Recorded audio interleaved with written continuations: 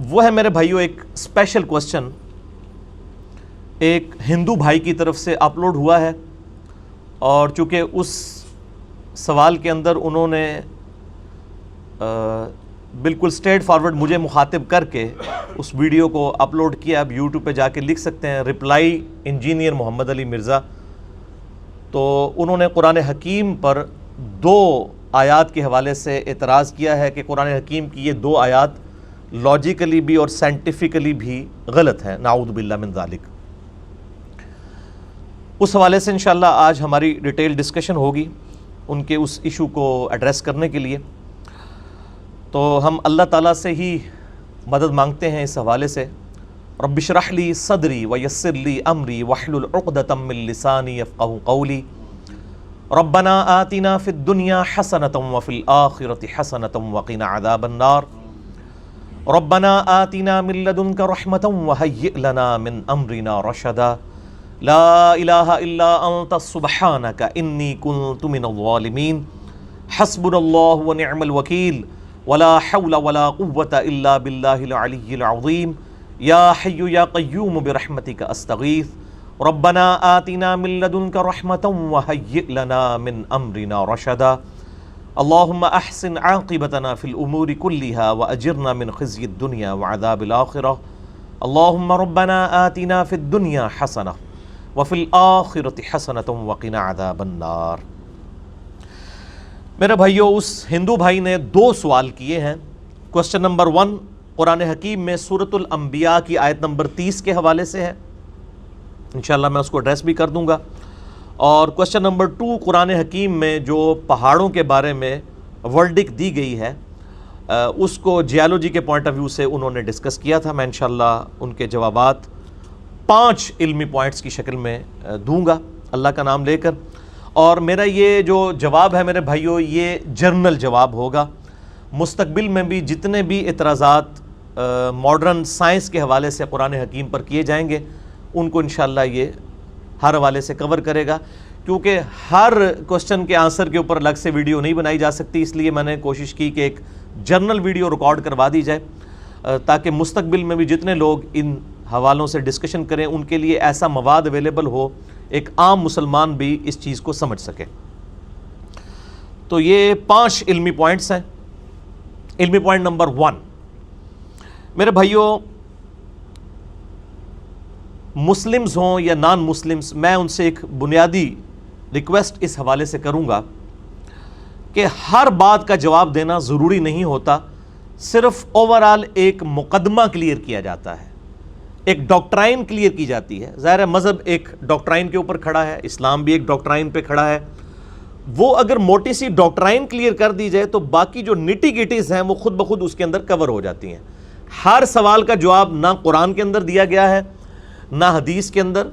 ایک موٹا موٹا ایک مقدمہ جو ہے مذہب کا کلیئر کر دیا گیا ہے، باقی ساری چیزیں خود بخود انشاءاللہ اس میں فٹ ان بیٹھ جائیں گی. مثال کے طور پر اگر کوئی شخص یہ بحث کرنا شروع کر دے کہ اللہ تعالیٰ نے اولاد کا ذریعہ عورتوں کو کیوں بنا دیا ہے، مردوں کو کیوں نہیں بنایا، یہ بھی سوال ہو سکتا ہے. اس طرح کے جو کوسچنز ہیں ان کے جواب میں صرف ایک ہی آنسر ہوگا، ول آف گاڈ. یہ کریٹر کی مرضی ہے، خدا کی مرضی ہے، اللہ کی مرضی ہے، اس supernatural agency supreme being کی مرضی ہے، یہ اس کی ول ہے. اس کے حوالے سے اس کے اوپر کوسچن نہیں ہو سکتا. اور میں اکثر کہا کرتا ہوں کہ if God exists all other questions are invalid. اگر خدا کے وجود کو کوئی مانتا ہے نا تو باقی سارے سوالات انویلڈ ہو جائیں گے. پہلی چیز یہ ہے کہ خدا کے وجود کو کوئی کوسچن کرے، اس کے اوپر وہ قائل ہوتا ہے، پھر ول آف گاڈ مانی جائے گی. اور اس حوالے سے میں اکثر یہ چیلنج دیتا ہوں ایتھیسٹ کو بھی، نان مسلمز کو بھی، ایون مسلمانوں میں بھی وہ لوگ جو سیکولر ہو چکے ہیں، کہ آپ کوئی ایک ایسا ماڈل لے کر آئیں ہمارے سامنے جس میں کوئی آپ کی نظر میں فالٹ موجود نہ ہو. ہم انشاءاللہ تعالیٰ انٹلیکچوئل لیول پہ اس میں بھی کوئی نہ کوئی فالٹ نکال کے آپ کے سامنے رکھ دیں گے. کوئی سا بھی لے آئیں، وہ تو ہر ماڈل کے اندر کوئی نہ کوئی فالٹ نکالا جا سکتا ہے اور ہر چیز کے پلس اور مائنس بیان کیے جا سکتے ہیں. تو ول آف گاڈ کو تو الگ رکھیں، آپ بھی اپنی ول کے ساتھ کوئی ماڈل لے کر آئیں، میں اس کے اندر ہزاروں کیڑے نکال دوں گا، اس کا تو کوئی اینڈ ہی نہیں ہوگا۔ تو اسی لیے قرآن حکیم میں کیٹاگوریکلی اللہ تعالیٰ نے اس کوسچن کو بین کر دیا ہمیشہ کے لیے۔ اعوذ باللہ من الشیطان الرجیم، بسم اللہ الرحمن الرحیم، سورۃ الانبیاء آیت نمبر 23 ہے، لا یسأل عما یفعل، اللہ کو کوئی نہیں پوچھ سکتا کہ اس نے یہ کام کیوں کیا، خدا کسی کو جواب دہ نہیں ہے، وَهُمْ يُسْأَلُونَ، اور اللہ کے مقابلے پر ہر ہستی سے اللہ تعالیٰ پوچھ سکتا ہے کہ اس نے یہ کیوں کیا۔ لا يُسْأَلُ عَمَّا يَفْعَلُ وَهُمْ يُسْأَلُونَ، اللہ کو کوئی نہیں پوچھ سکتا کہ اس نے یہ کیوں کیا، کہ اس نے اولاد کا ذریعہ عورتوں کو کیوں بنایا، مردوں کو کیوں نہیں بنایا۔ ول آف گاڈ، اس کی مرضی۔ ونس کریٹر کو آپ مانیں گے پھر اس کی ول کو بھی ماننا پڑے گا۔ دنیا میں بھی جب آپ کسی کو حاکم مانتے ہیں پھر اس کی ول کو بھی لے کے چلنا پڑتا ہے۔ اور خدا صرف حاکم نہیں ہے بلکہ وہ کریٹر آف دا یونیورس ہے، خالق ہے، پیدا کرنے والا ہے۔ تو یہ ایک بنیادی چیز تھی جو میں نے علمی پوائنٹ نمبر 1 میں کلیئر کر دی۔ اور ساتھ یہ یاد رکھیں کہ دنیا اللہ نے بنائی ہے آزمائش کے لیے۔ دنیا کے معاملات کو اگر آپ دنیا کے ساتھ ہی دیکھیں تو پھر بالکل اس نظام میں کئی ایک فالٹ آپ کو نظر آئیں گے کہ دنیا میں کتنے ظالم لوگ ہیں جو لوگوں پر ظلم کرتے ہیں اور ان کو دنیا میں سزا نہیں ملتی، اور کتنے لوگ ہیں جو مظلومیت کی زندگی گزار جاتے ہیں، ان کو انصاف نہیں ملتا۔ میں اکثر کہتا ہوں کہ ہٹلر نے جو 6 ملین جوز کو اسیسینیٹ کیا اور پوری ایک 100 فیکٹریز بنائیں ان کو ختم کرنے کے لیے، وہ اس ایک ہماری انسانی تاریخ میں بہت سیاہ ترین باب ہے۔ 60 لاکھ یہودیوں کا قتل عام اور فیکٹریاں بنا کے۔ دنیا کی کوئی عدالت ہٹلر کو 60 لاکھ دفعہ موت نہیں دے سکتی، ہر اس یہودی کے بدلے میں جو اس نے ناحق قتل کیا۔ لیکن اللہ تعالیٰ اس بات پر قادر ہے کہ ہٹلر کو 60 لاکھ دفعہ زندگی دے اور پھر 60 لاکھ دفعہ موت دے کر ایک ایک اس خون ناحق کا بدلہ اس سے لے۔ دنیا کی عدالت تو نہیں دے سکتی۔ لہٰذا جب تک آپ دنیا کے معاملات کو آخرت کے ساتھ جوڑ کر نہیں چلیں گے، آپ کو ول آف گاڈ کی اس پورے نظام کی سمجھ نہیں آئے گی۔ ایبسولوٹلی آپ نے دنیا کو کنسیڈر نہیں کرنا بلکہ اس کو آخرت کے ساتھ جوڑیں، پھر آپ دیکھیں کہ اینڈ رزلٹ کیا ہے۔ دنیا میں اگر کوئی مظلوم تھا، آخرت میں اسے بدلہ ملنے کے بعد اگر ہمیشہ کی جنت مل جاتی ہے تو وہ اوورال تو کامیاب ہو گیا، کیونکہ وہ ہمیشہ کی زندگی ہے۔ دنیا میں اگر کوئی شخص 60 سال کی مفلسی کی زندگی گزار بھی لے اور ایک لاوارث لاش کی طرح فٹ پاتھ پر پڑا ہوا ہو، کیا فرق پڑتا ہے؟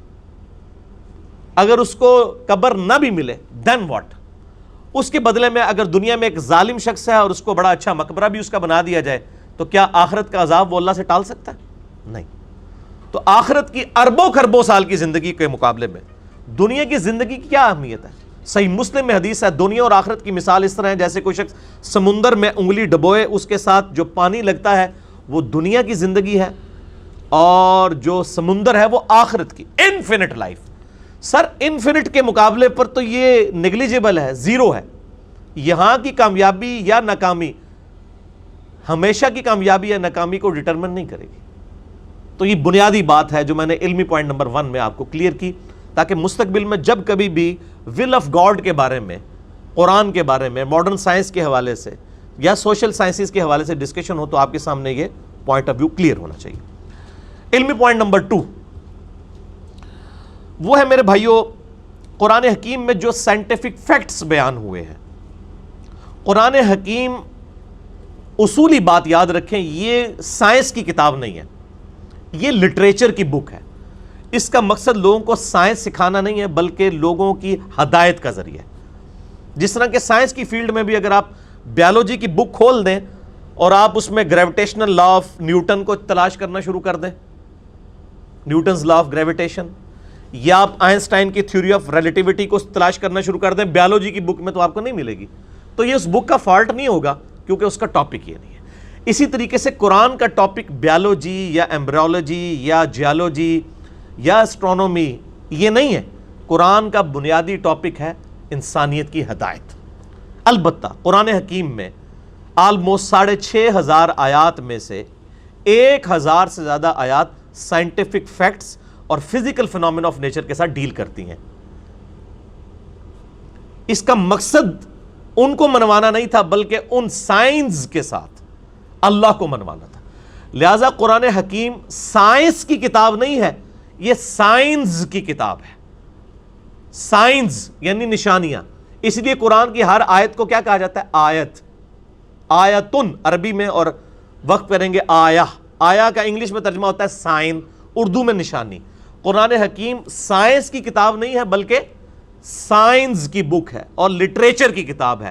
لہذا قرآن حکیم کی جو گفتگو ہے وہ بھی لٹریچر کی فارم میں ہوگی. دنیا کا کوئی سائنٹسٹ یہ نہیں کہتا کہ آج میرا دماغ چاہ رہا ہے کہ میں بریانی کھاؤں. وہ کیا کہے گا؟ آج میرا دل چاہ رہا ہے کہ میں بریانی کھاؤں. وہ سائنٹسٹ بھی جو انسٹرومنٹ آف انٹلیکٹ, عقل کا آلہ دماغ کو مانتا ہے, وہ بھی جب لٹریچر کی گفتگو میں بات کرے گا تو کیا کہے گا؟ آج میرا دل کر رہا ہے بریانی کھانے کو. دماغ کر رہا ہے کو نہیں کہے گا. اگر کہے گا تو لوگ کہیں گے پاگل ہے. اسی طریقے سے قرآن حکیم کی لٹریچر کی زبان کو اگر آپ سائنس کی لینگویج میں یا میتھمیٹکس کی لینگویج میں سمجھنے کی کوشش کریں گے تو پھر آپ کو بھی ہم پاگل ہی کہیں گے. یعنی یہ بنیادی بات آپ کو کلیئر ہوگی. اس لیے میں مقدمہ کلیئر کرنا چاہتا ہوں. قرآن حکیم میں جگہ جگہ آئے گا اے نبی صلی اللہ علیہ وآلہ وسلم وہ وقت یاد کرو جب ہم نے موسیٰ کو طور پر بلایا تھا. اب کوئی اسے یوں سمجھنا شروع کر دے کہ جب ہم دنیا میں کسی دوست کو کہتے ہیں یار وہ وقت یاد کرو جب ہم پکنک پہ گئے تھے, تو اس کا مطلب ہے وہ پکنک کے موقع پہ وہ دوست بھی ساتھ تھا. تو ٹھیک ہے, لیکن لٹریچر میں ایسا نہیں ہوتا. لٹریچر میں یاد دہانی کروائی جا رہی ہوتی ہے ایک پرانے وقت کی عبرت کے لیے, چاہے اس شخص نے وہ وقت دیکھا ہو یا نہ دیکھا ہو. ہمارے جو بریلوی مکتبہ فکر کے بھائی ہیں جو اس میں سے حاضر و ناظر کا مسئلہ نکال لیتے ہیں, حالانکہ اس کے ساتھ تعلق ہی کوئی نہیں ہے. یہ تو وقت یاد کروایا جا رہا ہے. حتیٰ کہ سورہ مریم میں تو جا کے مزید کلیئر کیا گیا کتاب میں ابراہیم کو یاد کرو, کتاب میں موسیٰ کو یاد کرو, یعنی یہ جو کتاب نازل ہوئی ہے اس میں یاد کرو. پھر سورہ قصص کے اندر آیا اے نبی علیہ السلام جب ہم نے کوہ طور پر موسیٰ علیہ السلام کو ندا دی تھی, نہ تو آپ وہاں پر موجود تھے اور نہ آپ وہ منظر دیکھ رہے تھے, نہ آپ وہاں پر شاہد تھے, نہ حاضر تھے نہ ناظر تھے. میرا مسئلہ حاضر و ناظر 7 نمبر ہے, وہ الگ سے آج چونکہ میں اس چیز کو تو ایڈریس نہیں کر رہا ہوں, لیکن میں نے ضمناً بتایا کہ وہ بھی یہ غلط رزلٹ نکال لیتے ہیں. تو اس طرح یہ رزلٹ نہیں نکالا جائے گا. قرآن حکیم جو ہے یہ سائنس کی بک ہے, نشانیاں ہیں قدرت کی, فزیکل فینومینا آف نیچر, خدائی قوانین جو ہیں جن کے اوپر یہ پوری دنیا کا, پوری کائنات کا, یونیورس کا نظام چل رہا ہے. اور معذرت کے ساتھ اسے سائنسی قوانین کہنا یہ کاپی رائٹس کا مقدمہ ہونا چاہیے سائنٹسٹ کے اوپر. یہ سائنسی قوانین کیسے ہو گئے؟ سائنس نے تو ان قوانین کو دریافت کیا ہے, کریٹ نہیں کیا, پیدا نہیں کیا. یہ خدائی قوانین ہے. سائنس تو صرف ڈسکوری کرتی ہے. سائنس نے کوئی چیز بنائی تو نہیں ہے, کریشن ایکس نہیلو تو نہیں کی, عدم محض سے وجود میں تو نہیں کسی چیز کو بخشا. ہاں انہی چیزوں کو یوز کر کے ایک نئی چیز سامنے لائی جاتی ہے, وہ کریشن ایکس نہیلو نہیں ہوتی. اللہ بھی خالق ہے, انسان بھی خالق ہے, لیکن اللہ خالق کیا ہے؟ بدیع السماوات والارض, بغیر کسی نمونے کے, بغیر کسی مٹیریل کے خود سے چیزوں کا ابداع کرنے والا. Creation ex nihilo. انسان کیا کرتا ہے؟ اس ابداع میں سے لکڑی اللہ نے بنا دی, اس لکڑی میں سے فرنیچر بناتا ہے. کریشن ایکس نہیلو نہیں کرتا, لکڑی نہیں بنا سکتا. ٹھیک ہو گیا. تو یہ خدائی قوانین ہیں جو قرآن حکیم میں آئی, یہ سائنسی قوانین نہیں. اور قرآن کا مقصد ہے اس کے ذریعے تذکیر کرنا, نصیحت کرنا. اس کو قرآن حکیم کی ٹرم میں استعمال کیا جاتا ہے التذکیر بآلاء اللہ. اللہ تعالیٰ کی قدرت کی بڑی بڑی نشانیوں کے ذریعے اللہ تعالیٰ لوگوں کو اپنی طرف مائل کرتا ہے. اسی لیے سورۃ الرحمن سورت نمبر 55 قرآن حکیم میں پارہ نمبر 27 کے اندر کم از کم 31 ٹائمز یہ آیت ریپیٹ ہوئی ہے. فَبِأَيِّ آلَاءِ رَبِّكُمَا تُكَذِّبَانِ, اور تم اپنے رب کی قدرت کی کون کون سی نشانیوں کو اے جن و انس جھٹلاؤ گے. اس کا ترجمہ جو عام علماء نے کیا نا کہ اللہ کی کون کون سی نعمتوں کو جھٹلاؤ گے, یہ بالکل غلط ترجمہ ہے. نعمت تو خود عربی کا لفظ ہے, یہ ہے فَبِأَيِّ آلَاءِ رَبِّكُمَا تُكَذِّبَانِ. بگ سائنس آف نیچر, قدرت کی بڑی بڑی نشانیاں. اس لیے آپ دیکھیں دوزخ کا ذکر بھی آتا ہے نا, جب اس کے بعد بھی آتا ہے فَبِأَيِّ آلَاءِ رَبِّكُمَا تُكَذِّبَانِ. تو کیا دوزخ نعمت ہے؟ وہ تو اللہ کے عذاب کا مظہر ہے. تو یہ ترجمہ پھر ظاہر ہے کسی پڑھے لکھے بندے کو سمجھ آنا تھا, تو یہ ترجمہ مولانا مودودی رحمہ اللہ تعالیٰ نے 31 دفعہ جب یہ آیت ریپیٹ ہوئی ہے, ہر دفعہ ڈیفرنٹ سٹائل میں انہوں نے ترجمہ کیا ہے. کیونکہ اعلیٰ ہر ایک کی پھر وہ ڈیفرنٹ ہوگی. تو انہوں نے اپروپریٹ ٹرانسلیشن کی ہے کہ تم قدرت کی کون کون سی نشانیوں کو جھٹلاؤ گے, نعمتوں کو نہیں. لہٰذا مسلمان ہو یا غیر مسلم ہو, میں ان سے ریکویسٹ کروں گا جب کبھی بھی قرآن کے حوالے سے کوئی آپ کو الجھن آئے تو تفہیم القرآن مولانا مودودی رحمہ اللہ تعالیٰ کی پڑھا کریں. وہ ایک انٹلیکچوئل جینیس بندہ ہے. یعنی میری نظر میں, آپ کو اختلاف بھی ہو سکتا ہے, میری نظر میں یعنی پوری امت میں قرآن حکیم کی جتنی تفاسیر لکھی گئی ہیں سلف سے لے کر خلف تک, مولانا مودودی رحمہ اللہ کا جو انٹلیکچوئل لیول تھا اور جس دور میں وہ آئے اور انہوں نے جس طریقے سے لوگوں کو ایک عام پڑھے لکھے فہم تک چیزیں پہنچائی ہیں, یہ ان کا خاصہ ہے. 1979 میں ان کی ڈیتھ ہوئی. تفہیم القرآن آپ کو PDF میں ہماری ویب سائٹ ahlsunnatpak.com پہ مل بھی جائے گا. آپ کسی بھی آیت کو اٹھائیں, غیر مسلم کو اعتراض کر رہا ہو, آپ اس کی شرح تفہیم القرآن میں جا کے دیکھیں, آپ کو بات سمجھ آ جائے گی. باقی یہ بھی یاد رکھیے گا, جب ایک کتاب جو عربی زبان میں ہے اس کی آپ اردو میں ٹرانسلیشن کریں گے تو الفاظ کے چناؤ میں فرق ضرور آئے گا, البتہ مفہوم ایک ہی ہوگا. بسم اللہ کا ترجمہ اگر کوئی کرے اللہ کے نام سے شروع, یا شروع اللہ کے نام سے, یا شروع کرتا ہوں اللہ کے نام سے, شیطان کے نام سے تو کوئی نہیں شروع کر رہا.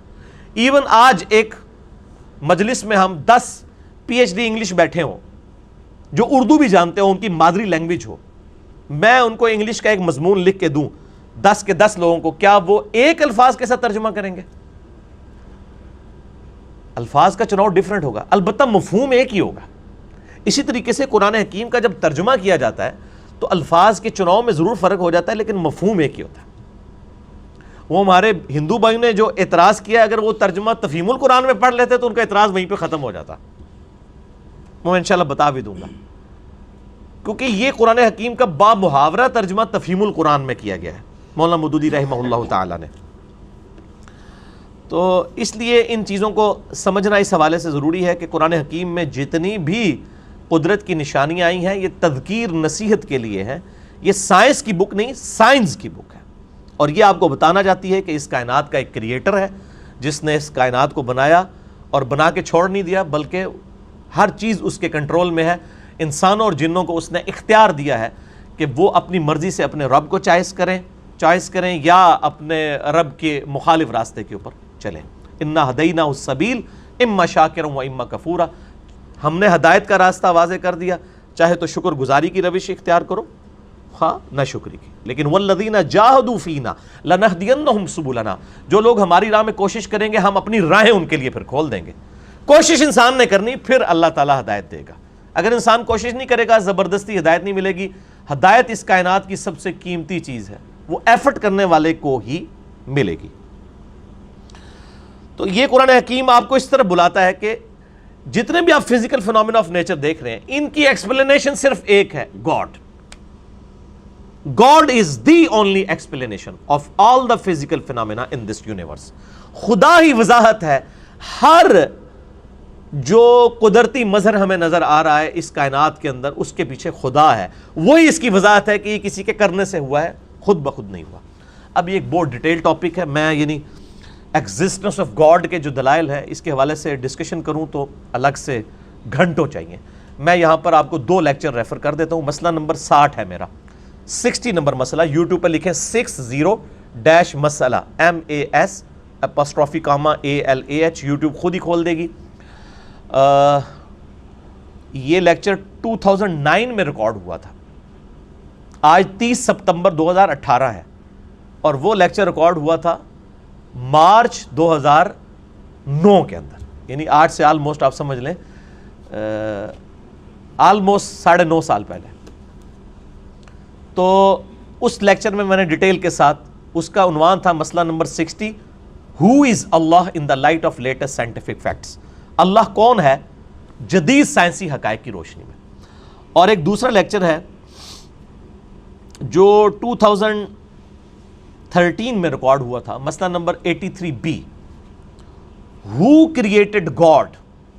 اور جدید سائنسی وسوسوں, جو جدید سائنسی یعنی شیطانی وسوسے ہیں ان کا تحقیقی جائزہ, جو سائنس کی بنیاد کے اوپر شیطان نے لوگوں کے دماغ میں ڈالے ہیں.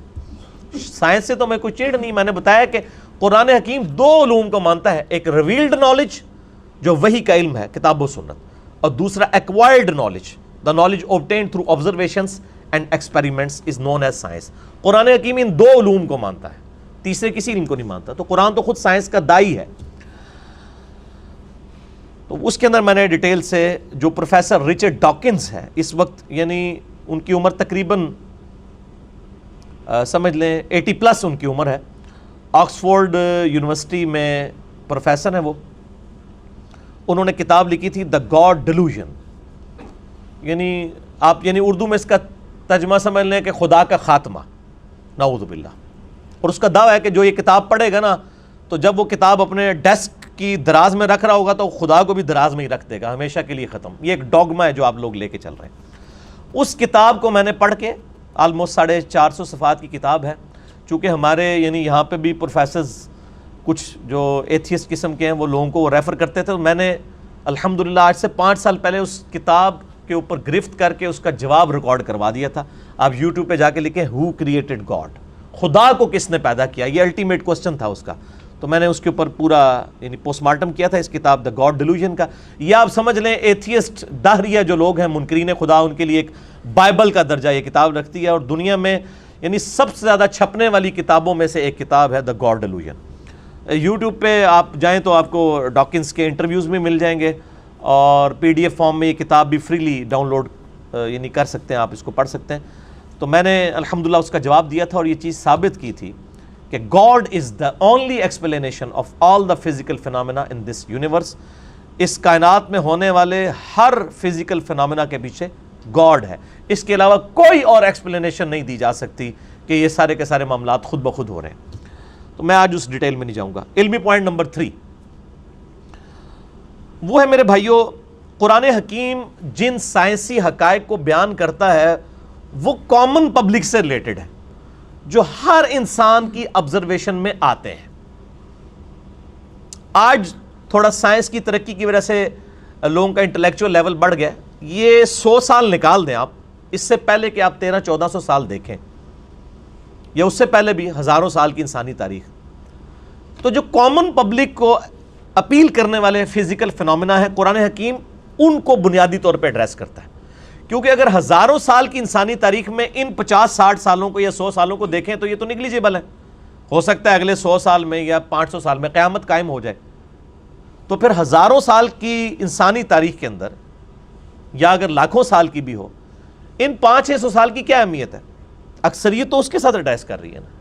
اس لیے قرآن حکیم کامن پبلک کے جو فزیکل فینومینا آف نیچر, جو سائنٹیفک فیکٹس اسٹیبلش ہو چکے ہیں, ان کے ساتھ ڈیل کرتے ہوئے ان کو اس کی طرف بلاتا ہے. مثال کے طور پر آسمان سے بارش کا برسنا اور اس بارش سے مردہ زمین میں سے اناج کا اگنا, اسی طریقے سے بادلوں اور ہواؤں کا چلنا, اسی طریقے سے ایک طرح کے پانی سے مختلف درختوں کو سیراب کرنے کے بعد مختلف پھلوں کا پروڈیوس ہونا اور ہر پھل کا ذائقہ ڈیفرنٹ ہونا. یہ وہ چیزیں جو قرآن ایڈریس کرتا ہے. اسی طریقے سے پہاڑوں کی پیدائش اور اس کا مقصد زمین میں جانداروں کا پھیلا دینا 2 ملین سپیشیز کا, ہواؤں میں پرندوں کا اڑنا, سمندروں میں کشتیوں کا چلنا اور سی فوڈ کی تلاش کرنا. یہ وہ سارے فزیکل فینومینا جو قرآن حکیم میں درجنوں دفعہ ریپیٹ ہوئے ہیں. اور سب سے بڑھ کر انسان کی کریشن, انسان کیسے بنتا ہے اور اس کے اعضاء, آنکھیں, کان, عقل, دل, یہ جو اللہ تعالیٰ نے اس کو نعمتیں دی ہیں, ان کو اللہ تعالیٰ ایمفسائز کرتا ہے. سائنس, یہ ساری قدرت کی سائنس. تو یہ بنیادی ٹاپک. اب وہ میں ان کے اوپر آیات کوٹ کروں تو 1 گھنٹہ لگ جائے گا. میں آپ کو قرآن حکیم کی ٹاپ آف لسٹ 5 صورتیں بتا دیتا ہوں. اس حوالے سے قرآن حکیم میں جو سمجھ لیں ذروۂ سنام ہے نا, اللہ کی قدرت کے مظاہر کے اوپر ٹاپ آف دا لسٹ جو صورت ہے, اگر کوئی پڑھنا چاہے, وہ ہے سورۃ النحل. چیپٹر نمبر 16 ہے قرآن کا, 16 نمبر صورت ہے. اس کے بعد دوسرے نمبر پر سورہ روم ہے, سورت نمبر ہے 30 قرآن حکیم میں. یعنی جو اللہ تعالیٰ کی قدرت کی ساری نشانیاں آپ کو کمبائنڈ فارم میں مل جائیں گی. تیسرے نمبر پر سورہ الرحمن ہے, سورت نمبر 55. چوتھے نمبر پر سورۃ الواقعہ ہے, سورت نمبر 56. اور 5ویں نمبر پر سورہ قاف ہے، 2 نقطوں والا قاف، سورت نمبر ہے 50، پارہ نمبر 26 میں، جس کے اوپر میرا پورا لیکچر بھی ہے، مسئلہ نمبر 61، منکرین خدا کو دلائل کے ذریعے دعوت حق، وہ میں نے اس پوری سورت کو کور کیا تھا، سورہ قاف سورت نمبر 50 کو پارہ نمبر 26 میں۔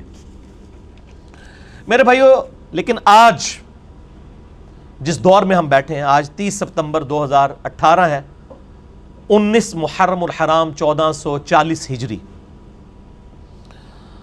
آج سائنس کی وجہ سے انسانوں کا جو اس کائنات کو دیکھنے کا ویو ہے وہ بہت براڈ ہو چکا ہے۔ ٹیلیسکوپس کے ذریعے آپ نے لاکھوں کلومیٹر دور دیکھنا شروع کر دیا، اور الیکٹرانک مائکروسکوپ کی وجہ سے وہ چیزیں جو ہم کبھی سوچ بھی نہیں سکتے تھے وہ ہمارے سامنے آ چکی ہیں۔ لہذا آج کے یہ 100 سال اگر دیکھے جائیں، یعنی پوری انسانی ترقی ایک پلڑے میں ہے، اور یہ 100 سال کی ترقی ایک پلڑے میں ہے۔ آج کے اعتبار سے سائنس نے ہمارا ویژن مزید کلیئر کر دیا ہے، اور ہمیں مزید یہ بات سمجھ آ گئی ہے کہ لائف کتنی کمپلیکس ہے، یہ بنانے سے نہیں بن سکتی تو بغیر بنائے کیسے بنے گی۔ ہم سب مل کے بھی، تمام جنوں ان سارے انٹلیکچوئلز مل کے بھی، ان کے سامنے اگر ایک انڈا توڑ کے رکھ دیا جائے، اس انڈے میں سے چوزا نہیں بنا سکتے۔ انڈا بنانے کو نہیں ہم کہہ رہے، اللہ کا بنایا ہوا انڈا وہ توڑ کے اس لیسدار مادے سے کوئی ایک چونچ بنا کے بتا دے۔ اسی لیے بیولوجی کا یہ لا فائنل ہو چکا ہے کہ living things can never be created out of non living things. Non living thing سے زندہ مرغی نے ہی انڈا دینا ہے تو اس میں سے چوزا بننا ہے۔ درخت کے پھول میں سے ہی بیج گرنا ہے، اسی بیج میں سے درخت بن سکتا ہے، بیج کوئی بنا نہیں سکتا۔ اب یہ میں اور طرف چل پڑوں گا اگر میں صرف بیج کے اوپر یا انڈے کے اوپر ڈسکشن کروں۔ میں اس کو یہاں پر چھوڑتا ہوں تاکہ میں یعنی ساری گفتگو کو لمیٹڈ ٹائم کے اندر کور کر سکوں۔ تو لہٰذا آج جو انسان آبزرو کر رہا ہے چیزوں کو، یہ آج سے پہلے نہیں کر رہا تھا، لیکن یہ آبزرویشن نے خدا کے وجود کا انکار نہیں کیا، بلکہ اس کی قدرتوں کی جو ڈیٹیلز ہیں وہ مزید آشکار کر دی انسان کے اوپر، مزید ڈسکوری سے۔ ان ڈسکوری سے آپ کیا کر لیں گے؟ اگر کسی شخص نے یہ چیز دریافت کر لی ہے، یعنی ود رسپیکٹ ٹو زمین سورج مشرق سے نکل کے مغرب میں غروب ہوتا ہے، یہ بھی لٹریچر کی زبان میں بات ہو رہی ہوتی ہے، ورنہ تو سورج تو غروب ہوتا ہی نہیں ہے۔ وہ سورۃ الکہف میں آتا ہے نا کہ وہ ذوالقرنین بادشاہ نے جو ہے کیچڑ میں سورج کو غروب ہوتے ہوئے دیکھا تو وہ کافر اعتراض کرتے ہیں کیچڑ میں تو نہیں جاتا۔ تو سر آج آپ نیو یارک ٹائم بھی اٹھا کے دیکھ لیں، اس میں بھی لکھا ہوتا ہے سن رائز اور سن سیٹ۔ تو کیا امریکہ کو آج تک نہیں پتا چلا کہ سن تو رائز ہوتا ہی نہیں ہے، سیٹ ہوتا ہی نہیں ہے؟ وہ لٹریچر کی زبان میں بات ہو رہی ہوتی ہے، تو قرآن بھی تو لٹریچر کی بک ہے نا، لٹریچر میں بات کرے گی۔ تو یہ زمین و آسمان کی جو یعنی پیدائش والا معاملہ ہے، کریشن آف یونیورس ہے، یہ تمام کی تمام چیزیں آج جس طرح سامنے آئی ہیں ان سے ایک سٹیپ بھی ضرور طے ہوا ہے۔ اگر کسی شخص کو یہ پتا چلا کہ سورج مشرق سے نکل کے مغرب میں غروب ہوتا ہے، اس قانون کے پتہ چلنے سے کیا اس قانون نے سورج کو بنایا ہے؟ یہ قانون جو ہے یہ یعنی کریٹر آف سن تو نہیں ہے نا، اس سے آپ کو صرف اس کے بارے میں حیات کا پتہ چل گیا۔ اگر ہمارے پرکھوں کو نہیں پتا تھا کہ انڈا کیسے مرغی کے پیٹ میں بنتا ہے، اور آج ہم نے دریافت کر لیا کہ کس کس طریقے سے بن کے وہ کیسے باہر نکلتا ہے، تو اس پروسیجر کے پتہ چلنے سے کیا ہم یہ کہیں گے کہ اس پروسیجر نے انڈے کو بنایا؟ نہیں، یہ تو یہ ایکسپلینیشن ہے اس کے بننے کے طریقے کی۔ اس کو بنا رہا کون ہے؟ وہ تمام راستوں سے گزارتا کون ہے؟ کون ڈیسائیڈ کرتا ہے کہ انڈا ہی بن کے نکلے گا؟ یہ تو کوئی اور چیز ہے۔ اس کے اوپر سائنس پھر کہتے تھے it is physical phenomena of nature. Science نے اپنی عاجزی تسلیم کر لی ہے، وہ میں انشاءاللہ آخری پوائنٹ میں بتاؤں گا۔ تو وہ جو ہندو بھائی نے اعتراض کیا تھا وہ سورۃ الانبیاء کی آیت ہے، آیت نمبر 30، پارہ نمبر 17 کے اندر جو پہلا ان کا اعتراض تھا۔ اعوذ باللہ من الشیطان الرجیم، بسم اللہ الرحمن الرحیم۔ اولم یر الذین کفروا ان السماوات والارض، کیا کافروں نے یہ نہیں دیکھا؟ لفظی ترجمہ تو یہ بنے گا، با محاورہ ترجمہ ہوگا کیا کافروں نے نہیں جانا، ان کے علم میں یہ بات نہیں آئی؟ ان السماوات والارض، کہ آسمانوں اور زمین، یعنی سارے آسمان اور زمین، کانتا رتقن، یہ آپس میں گندے ہوئے تھے، ملے ہوئے تھے، ففتقناہما، تو ہم نے ان کو پھاڑ کر جدا کر دیا. وجعلنا من الماء كل شيء حي، اور ہم نے ہر زندہ چیز کو پانی سے پیدا کیا. افلا یؤمنون، کیا اب بھی ایمان نہ لاؤ گے؟ اس آیت کو اس ہندو نے کوٹ کیا، اس نے کہا یہ جو قرآن دعویٰ کر رہے کہ تم نے نہیں دیکھا، تو کہہ رہا ہم نے واقعی نہیں دیکھا، ہمارے سامنے تو زمین و آسمان پھٹ کے جدا نہیں ہوئے. اور اس نے اگلا سوال کیا، کیا مسلمانوں نے یہ منظر دیکھا ہے؟ یا محمد صلی اللہ علیہ وآلہ وسلم نے خود یہ منظر دیکھا ہوا ہے؟ تو میرے بھائی کہاں مسلمانوں کا دعویٰ ہے کہ ہم نے یہ منظر دیکھا ہے؟ یہ لٹریچر کی زبان میں بات ہو رہی ہے کہ تمہارے علم میں یہ زمین و آسمان کی کریشن جو نظر آ رہی ہے، یہ کیا اس چیز کا ثبوت نہیں ہے کہ اس کو کسی نے بنایا ہے؟ اس سے مراد یہ نہیں کہ وہ جو فزیکل واقعہ پرفارم ہوا تھا وہ کسی نے دیکھا تھا. کیوں؟ کیونکہ قرآن حکیم خود ہی اس چیز کو ایڈریس کرتا ہے. سورہ حامیم السجدہ سورت نمبر 41 میں آیت نمبر 9 سے لے کے 12 تک اللہ تعالیٰ خود ترتیب بتا رہا ہے کہ ہم نے پہلے زمین کو پیدا کیا، پھر آسمانوں کی طرف متوجہ ہوئے، آسمانوں کو پیدا کیا، پھر زمین میں اللہ تعالیٰ نے ریسورسز رکھے، اس میں اللہ تعالیٰ نے مخلوقات پیدا کی. یہ ساری ترتیب تو خود قرآن بتا رہا ہے سورہ فصلت سورہ حامیم السجدہ کے اندر کہ کریشن آف یونیورس کے بعد انسان پیدا ہوا ہے. تو ظاہر ہے یہ سوال ہی انویلڈ ہو جائے گا کہ انسان سے یہ پوچھا جائے کہ تو نے کریشن آف یونیورس دیکھی ہے. تو یہ ہے کہ کریشن آف یونیورس جو ہو چکی، وہ جو تم نے دیکھی اس کے ذریعے اس کے کریٹر کو پہچانا، یہ کہنے کا مقصد ہے. اللہ تعالیٰ سورہ نساء کی آیت نمبر 82 میں ارشاد فرماتا ہے، اعوذ باللہ من الشیطان الرجیم، بسم اللہ الرحمن الرحیم. بہت زبردست آیت ہے، یہ سارے کے سارے معاملے کو کھول کے بیان کرے گی کہ قرآن حکیم کو آپ نے لٹریچر کی زبان میں سمجھنا ہے. افلا یتدبرون القرآن، کیا لوگ قرآن پر تدبر نہیں کرتے؟ ڈیپ تھنکنگ کرو قرآن پر. ولو کان من عند غیر اللہ، اگر یہ اللہ کے علاوہ کسی اور ہستی کی طرف سے ہوتا، لوجدوا فیہ اختلافا کثیرا، تم اس میں بہت اختلاف پاتے. پہلے صفحے پہ اور بات ہوئی ہوئی ہے، جا کے 50ویں صفحے پہ اور بات ہوئی ہوتی. انسان تو بھول جاتا ہے پہلے کیا کہہ کے آیا تھا. پہلے صفحے پہ لکھا ہوتا ایاک نعبد و ایاک نستعین، اور 50ویں صفحے پہ جا کے یا علی مدد بھی لکھا ہوا ہوتا. تو یہ تو نہیں ہوگا. قرآن میں اگر شروع میں ہوا ہے کہ اللہ ہی کی عبادت، اسی سے مدد مانگنی ہے، ظاہر یہ اسباب نہیں، وہ تو فزیکل فینومینا آف نیچر کے ساتھ اللہ نے چیزوں کو جوڑا ہے. غائب میں مدد، دعا کے لیے پکارنا، تو آخری صفحے تک اللہ ہی کو پکارنا ہوگا دعا میں. اللہ تعالیٰ فرماتا ہے یہ تدبر کرو. اس کی سچائی ہونے کی دلیل یہ ہے کہ اللہ کے علاوہ کسی اور کی طرف سے ہوتا نا تو اس کی آیات آپس میں ٹکرا رہی ہوتی، بہت اختلاف ہوتا. تو ایسا نہیں ہے. آپ کو بظاہر ٹکراتی بھی نظر آتی ہے، لیکن جب آپ کانٹیکسٹ دیکھتے ہیں، ساری آیات کو ایک جگہ جمع کرتے ہیں، تو آپ کو بات سمجھ آ جاتی ہے. کیوں؟ قرآن بار بار یہ بات ریپیٹ کرتا ہے مختلف انداز میں. اور پارہ نمبر 28 کے اندر جا کے تو بڑا کلیئر کٹ آیا، لِمَ تَقُولُونَ مَا لَا تَفْعَلُونَ، تم وہ بات کیوں کرتے ہو، کیوں کہتے ہو وہ بات جو خود نہیں کرتے. یعنی قول اور فعل میں تضاد نہیں ہونا چاہیے. تو جب اللہ ہمیں یہ کہہ رہا ہے تو اللہ کے قول و فعل میں بھی تضاد نہیں ہوگا. قرآن اللہ کا قول ہے اور یہ پوری یونیورس اللہ کا فعل ہے. قول اور فعل میں تضاد نہیں ہو سکتا. ہاں یہ ہو سکتا ہے کہ سائنس ابھی اس لیول تک نہ پہنچی، اس کو بظاہر تضاد نظر آ رہا ہو. اس لیے ہم کہتے ہیں قرآن حکیم کی کوئی ایک آیت بھی اسٹیبلش سائنس کے خلاف نہیں ہوگی. ہائپوتھیسس کے خلاف ہو سکتی ہے کیونکہ سائنس نے کئی دفعہ یو ٹرن بھی لیا. تو ہائپوتھیسس الگ چیز ہے. اسٹیبلش سائنس جو فیکٹس ہے، فیکٹ آف کریشن ہے، جو اسٹیبلش ہو چکی بھی ہے، اس کے خلاف کبھی بھی قرآن حکیم کی کوئی آیت نہیں ہوگی. تو یہ قرآن حکیم میں یعنی غور و تفکر کرنا چاہیے. اگر یہ اللہ کے علاوہ کسی اور کی طرف سے ہوتا پھر یہ اختلافات ہوتے. اب دنیاوی طور پہ میں آپ کو ایک مثال دیتا ہوں. اگر میں یہ اناؤنسمنٹ دوں کہ ڈاک خانے میں، پوسٹ آفس میں روزانہ صبح 9 سے 5 بجے تک بل جمع ہوتے ہیں، بجلی کے، گیس کے، ٹیلی فون کے. آپ اتوار والے دن، سنڈے والے دن وہاں پہنچ جاتے ہیں اور آپ دیکھتے ہیں کہ آگے ڈاک خانہ بند ہے. اور آپ آگے مجھ سے گلا کرتے ہیں کہ جی علی بھائی آپ نے یہ بات کہی تھی کہ 9 سے 5 تک بل جمع ہوتے ہیں، وہ تو ڈاک خانہ بند تھا، تو آپ جھوٹے نکلے. کیا میری یہ سٹیٹمنٹ بظاہر رانگ ہونے کے اوپر مجھے جھوٹا ڈکلیئر کیا جا سکتا ہے؟ میں کہوں گا کہ میرے بھائی یہ تو اسٹیبلش فیکٹ تھا کہ اتوار والے دن چھٹی ہوتی ہے. تو جب میں یہ بات کر رہا تھا کہ 9 سے 5 تو اس کا مطلب امپلائڈ تھا اس کے اندر کہ ادر دین سنڈے، کیونکہ سنڈے والا فیکٹ تو اسٹیبلش ہے. قرآن جگہ جگہ اب یہ فیکٹ اسٹیبلش کر رہا ہے کہ کریشن آف یونیورس انسان کی کریشن سے پہلے ہوئی ہے. تو اب جب قرآن ہی یہ بات کرے گا, کیا کافروں نے نہیں دیکھا کہ زمین و آسمان ملے ہوئے تھے, ہم نے ان کو پھاڑ کر جدا کیا؟ تو یہ نہیں کہنا چاہ رہا ہوگا کہ فزیکل یہ منظر دیکھا, وہ کہنا چاہ رہا ہوگا کہ یہ ہماری قدرت ہے, کہ الٹیمیٹلی جو کائنات تمہیں سامنے نظر آ رہی ہے یہ ہماری قدرت کا منظر ہے, اسے دیکھو اور خدا تک پہنچو. ٹھیک ہو گیا جی؟ تو یہ لٹریچر کی زبان میں بات ہو رہی ہے.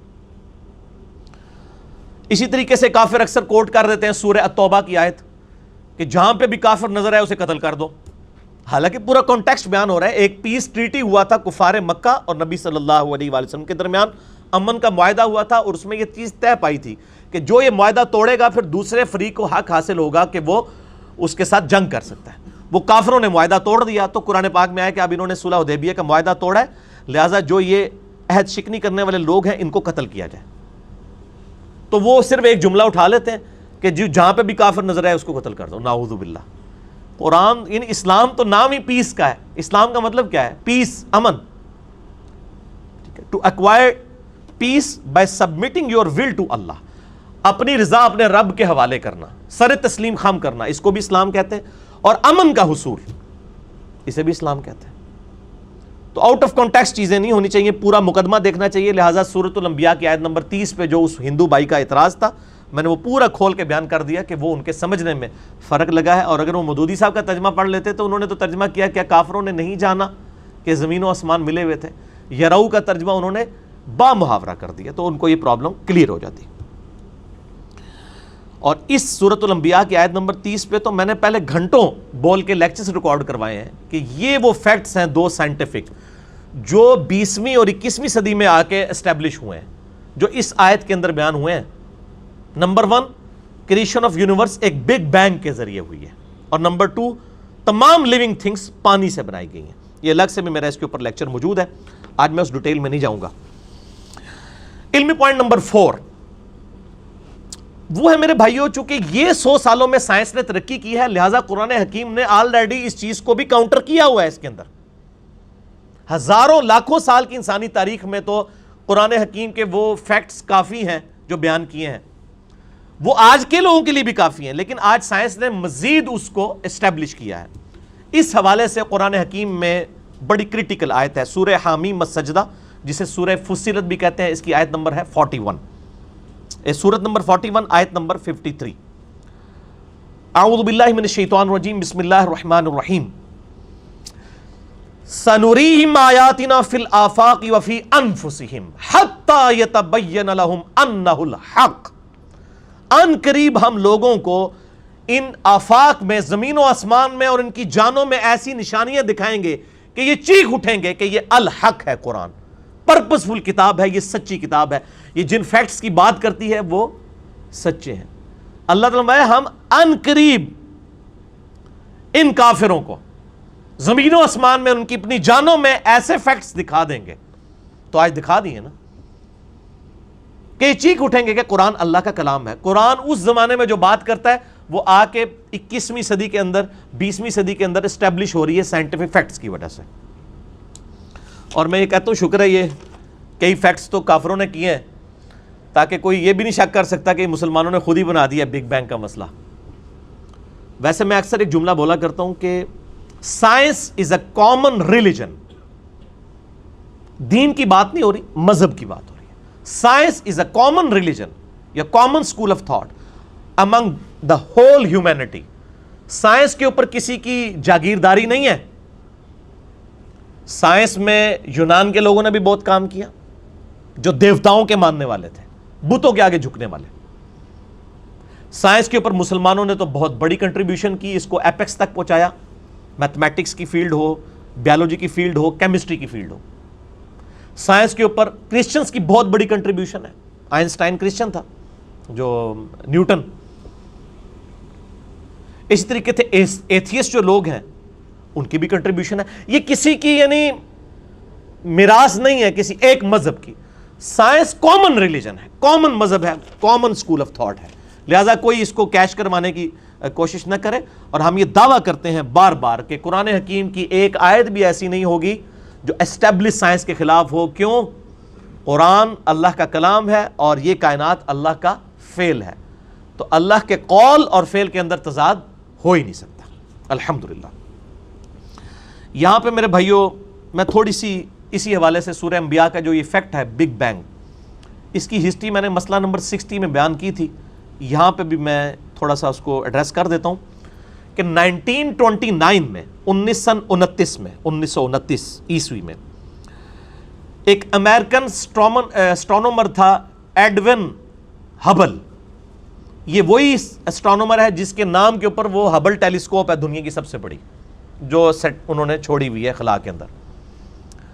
1929 میں اس نے ٹیلیسکوپ کے ذریعے چیز آبزرو کی کہ کائنات میں جتنے بھی سیارے اور ستارے نظر آ رہے ہیں نا، یہ ایک دوسرے سے دور جا رہے ہیں. اور فزیکلی اس کا جب اسپیکٹرم ڈرا کیا گیا وہ گریجولی ریڈ کی طرف شفٹ ہو رہا تھا.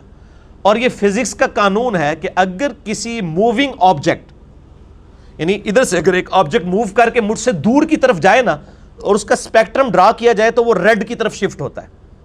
جتنا دور جائے گا اتنا ریڈ کلر واضح ہوگا. تو اس نے جب اسپیکٹرم ڈرا کیا تو وہ اس ریزلٹ پہ پہنچا کہ یہ تو سارے جو آبجیکٹس ہیں یہ تو موو کر رہے ہیں اور ایک دوسرے سے دور جا رہے ہیں. تو اس نے کہا کہ اگر یہ ایک دوسرے سے دور جا رہے ہیں تو یقیناً کوئی ایک وقت ایسا ہوگا کہ یہ سارے آبجیکٹس ایک ہی جگہ پر جمع ہوں گے. جیسے میں اپنے ہاتھ میں اگر 50-60 بنٹے پکڑ لوں شیشے کے بالز ایک جگہ پہ اور میں ان کو یوں بکھیروں، ایک دوسرے سے دور جائیں گے نا، وہ ایک کامن پوائنٹ سے سٹارٹ ہو گئے. اسی طریقے سے یہ جو اربوں ستارے ہیں یہ اگر ایک دوسرے سے دور جا رہے ہیں تو یقیناً ایک ایسا بھی لمحہ ہوگا کہ یہ ان کو ٹائم کو اگر ریورس کر دیا جائے تو ایک سنگل پوائنٹ سے وہ سٹارٹ ہوں گے. اور اس نے کہا وہ سنگل پوائنٹ ایسا ہے کہ جس کی ڈینسٹی تو انفینٹ تھی اور والیوم 0 تھا. اور سائنس میں کوئی ایسی چیز نہیں ہوتی کہ جس کی ڈینسٹی انفینٹ ہو، نہ ختم ہونے والی، اور اس کا والیوم، اس کا حجم 0 ہو. اس کا مطلب کیا ہے کہ عدم محض سے وجود بخشا گیا چیزوں کو. چیزیں موجود نہیں تھی، اچانک پیدا ہو گئی. کریشن ایکس نہیلو، کائنات کسی ول آف گاڈ کی وجہ سے پروڈیوس ہوئی ہے، عدم محض سے وجود بخشا گیا. اور اس بڑے دھماکے کو انہوں نے کہا کہ یہ بگ بینگ ہے. اب بگ بینگ پہ میں نے مسئلہ نمبر 60 میں ڈیٹیل سے گفتگو کی. میں آج اس ڈیٹیل میں نہیں جاؤں گا ورنہ میری یہ گفتگو لمیٹڈ ٹائم میں کور نہیں ہوگی. اچھا، جب اس نے یہ بات کی تو پھر یہ عوام کے سامنے آیا. پھر آئنسٹائن نے تو آلریڈی میتھمیٹیکلی یہ چیز پروف کر دی تھی، ایکسپینڈنگ یونیورس، کہ کائنات پھیل رہی ہے. جب یہ دو حقائق سامنے آئے، فزیکلی آبزرویشن بھی اور میتھمیٹیکل بھی، تو پھر لوگ اس تلاش میں شروع ہو گئے اگلے سٹیپ کے لیے کہ اگر وہ بگ بینگ ہوا تھا تو اس دھماکے کی باریک سی نوائز اور ریڈیشنز آج بھی موجود ہونی چاہیے. جیسے کہیں پہ بم پھٹے تو وہاں پہ دھواں اٹھتا ہے اور ریڈیشنز اور شاک ویوز پروڈیوس ہوتی ہیں. اور کائنات کا اتنا بڑا دھماکہ ہے تو چاہے وہ اربوں سال پہلے ہوئے، آج تک شاک ویوز کوئی لمیٹڈ فارم میں تو موجود ہوں گی. تو یہ دو سائنٹسٹ تھے، ان کا نام تھا، ایک کا نام تھا اے پینزیاز اور دوسرا تھا ڈبلیو ولسن. انہوں نے 1965 میں وہ cosmic microwave background radiations دریافت کر لیں. ان کو کہتے ہیں CMBR، cosmic microwave background radiation, جو بگ بینگ کی وجہ سے پروڈیوس ہوئی تھی. 1978 میں ان دونوں کو نوبیل پرائز دیا گیا اس کے اوپر کہ اب فزیکلی آپ نے پروف کر دی یہ چیز. وہ آج تک اس دھماکے کے اثرات موجود ہیں کائنات کے اندر. پھر 1989 سے لے کر 1993 تک 4 سالوں کے لیے امریکہ نے ایک اسپیس شٹل ڈسکوری لانچ کی تاکہ فزیکلی خلا کے اندر ان چیزوں کو آبزرو کیا جائے. اور اس کے اوپر $160 ملین لگے. آپ جا کے ذرا گوگل پہ لکھیں CMBR، cosmic microwave background radiation. پوری آپ کو ویکیپیڈیا بتا دے گا کہ یہ کیسے کیسے پہلے ہبل نے دیکھا، اس کے بعد یہ ڈیٹیلز آئیں اور پھر 1989 میں اسپیس شٹل لانچ کی گئی. $160 ملین لگا کے امریکہ نے، اور اس چیز کو اسٹیبلش کیا گیا کہ بگ بینگ جو ہے وہ ہوئی تھی. اور میں اکثر بولتا ہوں کہ ہر شے میں انسان کو خدا نظر آتا ہے. یہ بھی لٹریچر کا جملہ ہے، یہ نہ کوئی پکڑ لے کے جی خدا تو ہمیں نظر نہیں آ رہا. یہ لٹریچر کا جملہ ہے، یعنی کریٹر اپنی کریشن کی خوبصورتی سے پہچانا جاتا ہے.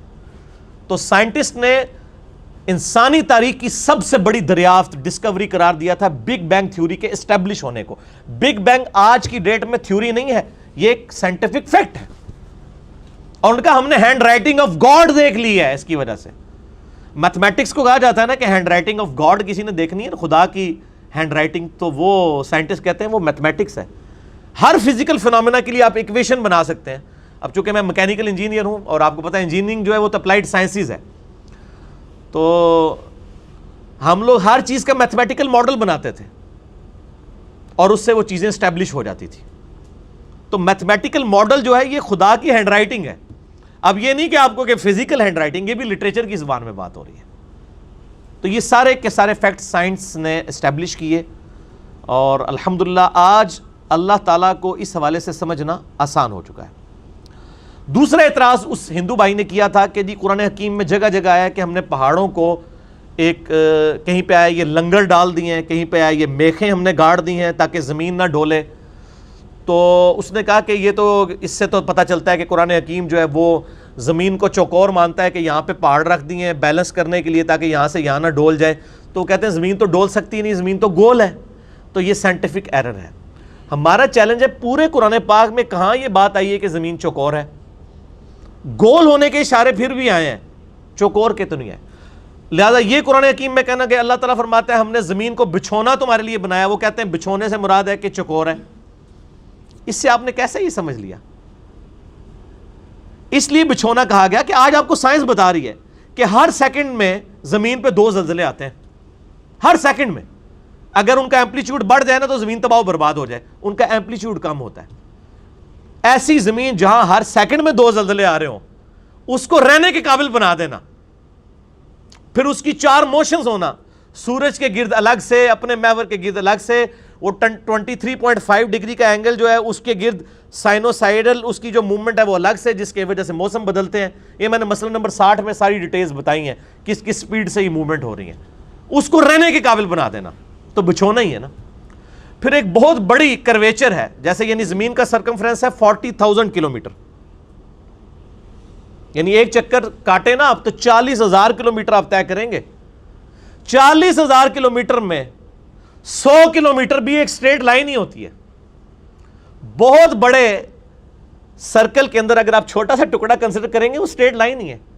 یہاں پہ بھی آپ دیکھ رہے ہیں ہماری اکیڈمی سیدھی ہے نا, قرآن کو تو چھوڑ دیں, اگر ہم آپ سے کہیں سیدھی, آپ کہیں یہ گول ہے تو گول تو نہیں نظر آ رہی. اتنے بڑے گول بال کے اوپر سینکڑوں کلومیٹر بھی ایک سٹریٹ لائن ہی نظر آ رہے ہوتے ہیں. ہماری فزیکل آبزرویشن میں تو یہی ہے.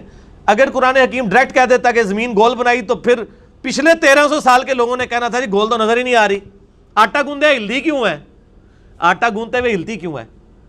تو وہ آپ ایک ایشو کو ایڈریس کریں گے تو دوسرا ایشو کا. تو وہ ان لوگوں کو جن کو سائنس نے ترقی نہیں کروائی ہوئی تھی نا, ان کے لیے وہ چیزیں اسٹیبلش ہوگی کہ ان کو بچھونا ہی نظر آتا تھا. آج سائنس نے اگر گول دریافت کیا تو ساتھ یہ بھی دریافت کر لیا ہے کہ گول چیز پہ جو بہت بڑے سرکمفرنس کی ہو اس پہ کچھ کلومیٹر بھی ایک سٹریٹ لائن ہی ہوتے ہیں, وہ بچھونا ہی نظر آتا ہے. تو دونوں چیزیں سمجھ آ گئی. سنوریہم آیاتنا فی الآفاق وفی انفسہم حتی یتبین لہم انہ الحق. زمین و آسمان میں ان قریب ہم ان کو نشانیاں دکھائیں گے ان کی اپنی جانوں میں. Structure of genes, D N A, اس پہ میں مسئلہ نمبر 60 میں بول چکا ہوں. اس نے آج انسان کو ماننے پہ مجبور کر دیا ہے یہ کسی مائنڈ کی کریشن ہے. یہ ساری کی ساری الل ٹپ نہیں ہے, یہ ٹائنیز ڈیٹیل تک چیزیں اتنی کنٹرولڈ ہیں. یہ کسی حکیم کی بنائی ہوئی کائنات ہے. ہر چیز کے پیچھے حکمت ہے, ہر چیز کا ایک میتھمیٹیکل ماڈل ہے, اور وہ ساری کی ساری چیزیں ایک ہی طرف لے کے جاتی ہیں کہ کریٹر ہے بھی ایک. اس پہ بھی میرا لیکچر ہے, مسئلہ number 128. God is the only and alone creator of this universe. خدا ہی اکیلا اور یکتا کریٹر ہے, ایک سے زیادہ نہیں ہے وہ, کیونکہ مائنڈ پیچھے ایک نظر آتا ہے. نیوکلیس میں الیکٹران اگر اس کے نیوکلیس کے گرد یعنی چکر کاٹ رہے ہیں نا ایک ایٹم کے ایلپٹیکل آربٹس میں, یہی ایلپٹیکل آربٹس آپ کو پھر کائنات میں بھی نظر آتے ہیں. زمین بھی ایلپٹیکل آربٹ میں ہی سورج کے گرد چکر کاٹ رہی ہے. کتنی ریزیمبلنس ہے. مائنڈ ایک نظر آتا ہے. ہر چیز جوڑوں کی شکل میں پیدا کی گئی ہے، میل اور فیمیل، حتیٰ کہ آپ کو پودوں میں بھی جوڑے نظر آئیں گے،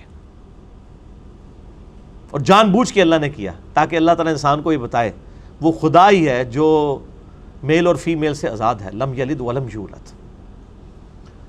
تو یعنی ایک الگ سے ٹاپک ہے، میں اب اس طرف چل پڑوں گا۔ لہٰذا پہاڑوں کو جو اسٹیبلائزر کہا گیا ہے، اس حوالے سے نہیں کہا گیا کہ وہ زمین چکور ہے، یہ ڈائنامک بیلنسنگ ہے۔ آج آپ جیولوجسٹ سے پوچھیں نا، یہ جو پہاڑ کاٹ کاٹ کے تو یہ ہاؤسنگ سکیمز بنائی جا رہی ہیں، اس کی وجہ سے دنیا کے موسم کیوں بدل رہے ہیں؟ زمین کی اورینٹیشن بدل رہی ہے۔ ایون ایک اٹامک بلاسٹ ہونے کی وجہ سے زمین کے اوپر کیا افیکٹ ہو جاتا ہے؟ کئی دفعہ زلزلہ ایسا آتا ہے کہ وہ اس کی ڈگری کو ایسا ڈسٹرب کرتا ہے کہ آئندہ کئی سالوں کے لیے موسم ڈسٹرب ہو جاتے ہیں۔ تو پہاڑوں کے کاٹنے کی وجہ سے زمین کی بیلنسنگ خراب ہو رہی ہے۔ جیسے آپ ایک ویل جو گھوم رہا ہو، اس کے اوپر آپ چھوٹے چھوٹے ویٹس ایڈ کرواتے ہیں نا ویل بیلنسنگ کے لیے، تو یہ ڈائنامک بیلنسنگ کی ہوئی ہے پہاڑوں نے زمین کی۔ تو اللہ تعالیٰ نے اس حوالے سے انہیں لنگر کہا ہے۔ یہ وہ والا نہیں جو آپ سمجھنے کی کوشش کر رہے ہیں، نہ زمین پہ یعنی آپ خود سے یعنی ایک خاکہ بنا کے رنگ بھریں گے تو پھر اس کا تو کوئی حال نہیں ہے۔ اسی طریقے سے اگر آپ سورہ فاطر پڑھیں آیت نمبر 41، اس میں تو یہاں تک آیا ہے کہ اللہ ہی ہے جس نے زمین و آسمان کو تھام رکھا ہے کہ جھول نہ جائیں، اور اگر اللہ تعالیٰ ان کو نہ تھامے، یہ جھول جائیں تو کوئی ایک بھی ایسا نہیں جو انہیں سنبھال سکے۔ وہاں تو اللہ تعالیٰ نے پہاڑوں کا بھی ذکر نہیں کیا، اللہ نے کہا کہ میں نے تھاما ہوا ہے، چلیں اب کیا کریں گے آپ؟ پہاڑ اللہ نے رکھے ہیں لیکن تھاما اللہ نے ہوا ہے، کیسے؟ اپنے فزیکل فینومیناز کے ذریعے، گریویٹیشنل فورس کے ذریعے۔ آپ اس کو کہتے ہیں نیوٹنز لا آف گریویٹیشن، تو یہ تو آپ پہ کاپی رائٹ کا مقدمہ ہونا چاہیے۔ آپ نے ڈسکوری کی ہے، یہ خدا کا قانون ہے گریویٹیشن کا، قوت کشش ثقل کا، اس کے ذریعے چیزوں کو بیلنس کیا ہوا ہے۔ تو اب کوئی وہ آیت بھی تو پڑھے نا کہ اللہ نے تھام رکھا ہے، پہاڑوں کے بغیر بھی اللہ نے تھاما ہوا ہے۔ تو یہ ساری کی ساری فزیکل چیزیں اللہ تعالیٰ نے اپنے لاز آف نیچر کے ذریعے کنٹرول کی ہیں۔ آگ جلاتی ہے، پٹرول آگ کو بھڑکاتا ہے، پانی آگ کو ٹھنڈا کر دیتا ہے۔ یہ سارے فزیکل فینومینا اگر روزانہ تبدیل ہو رہے ہوتے ہیں نا میرے بھائی، آپ کے لیے مصیبت کھڑی ہو جاتی۔ رات کو تو آگ جلا رہی ہوتی، صبح نہ جلا رہی ہوتی، تو دنیا کا نظام چل سکتا تھا؟ یہ بڑے محکم قوانین ہیں، لیکن اللہ کے لیے محکم نہیں۔ اللہ تعالیٰ جب چاہے توڑے گا۔ ابراہیم علیہ السلام کو بچا لیا ہے، لیکن اگر آپ آج کہیں کہ بسم اللہ پڑھ کے آپ آگ میں کود جائیں تو انشاءاللہ شہید ہو جائیں گے، یا بسم اللہ پڑھ کے ساکٹ میں 2 انگلیاں دے دیں تو انشاءاللہ تعالیٰ شہادت کے درجے پہ ہی فائز ہو جائیں گے، بلکہ شہادت تو نہیں، آرام موت مریں گے، خودکشی کریں گے۔ قرآن میں کہیں نہیں لکھا ہوا۔ وہ ایک ہی واقعہ ہوا ہے، بار بار نہیں ہونے۔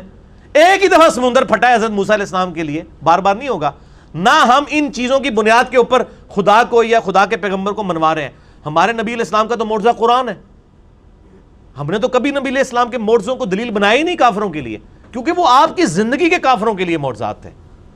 آپ کی چونکہ نبوت قیامت تک ہے، معجزہ بھی قیامت تک کے لیے، اسی لیے کتاب محفوظ بھی ہے۔ اگلی کتابیں بھی اللہ محفوظ کر سکتا تھا، وہاں کتابیں ٹیمپر ہوتی تھی، پیغمبر آ جاتا تھا۔ اب پیغمبر تو آنا کوئی نہیں ہے۔ ما کان محمد ابا احد من رجالکم ولکن رسول اللہ وخاتم النبیین، اسی لیے پھر کہا گیا انا نحن نزلنا الذکر وانا له لحافظون، بے شک اس الذکر قرآن کو ہم نے نازل کیا، ہم اس کی حفاظت کریں گے، کیونکہ یہ نبی علیہ السلام کا واحد معجزہ ہے جس کی بنیاد پہ دعوی نبوت ہے۔ معجزات اور بھی ہیں، دعوی نبوت کی بنیاد یہ معجزہ ہے۔ اس پہ بھی میرا لیکچر ہے، مسئلہ نمبر 85، قرآن اور قتال، ہمارے محبوب صلی اللہ علیہ وآلہ وسلم کی 2 خصوصیات۔ لہٰذا قرآن حکیم جو ہے یہ لٹریچر کی زبان میں بات کرتا ہے، تو لہٰذا زمین کو بچھونا کہا جائے تو اب یہ نہیں کہیں گے نہیں بچھونا تو نہیں، یہ تو گھول ہے، یہ نان سینس ہے۔ پڑھے لکھے بندے کو یہ زیب نہیں دیتا، اور میں امید کرتا ہوں اپنے اس ہندو بھائی سے بھی اور باقی نان مسلم سے بھی کہ وہ یعنی چونکہ لاجکس کے اوپر بات کرتے ہیں تو اس کو لاجیکلی چیز کو سمجھیں گے، تو باقی نہیں ماننا ہوگا تو ہم نے زبردستی منوانا نہیں کسی کو، صرف اپنا مقدمہ اپنے ریلیجن کا آپ کے سامنے رکھنا۔ علمی پوائنٹ نمبر 5 آخری وہ ہے میرے بھائیو، God is the only explanation of all the physical phenomena in this universe۔ خدا واحد وضاحت ہے اس کائنات میں ہونے والے ہر فزیکل فینومینا کی، کہ یہ کائنات کیسے چل رہی ہے، اس کے پیچھے صرف گاڈ ہے۔ اس میں مسئلہ نمبر 60 اور مسئلہ نمبر 83 بھی میرا آپ دیکھ لیں۔ یہ یہاں پر میں ضمناً ایک آپ کو کانٹے کی بات کر دوں کہ سائنس 2 کوسچنز کے ساتھ ڈیل کرتی ہے۔ کوسچن نمبر 1 وہ ہے وٹ، کیا, اور کوشچن نمبر 2 وائی, کیوں. ایک تیسرا کوشچن ہے ہاؤ, کیسے. سائنس اس کے ساتھ ڈیل نہیں کرتی. کیا ہوا؟ زلزلہ آیا. کیوں آیا؟ ٹیکٹونک پلیٹس کی ڈسٹربنس کی وجہ سے. یہ سائنس ہمیں بتا دے گی. کیا ہوا؟ زلزلہ آیا. واٹ؟ زلزلہ آ گیا. کیوں ہوا؟ ٹیکٹونک پلیٹس کی ڈسٹربنس کی وجہ سے. ہاؤ, کیسے ہو گیا؟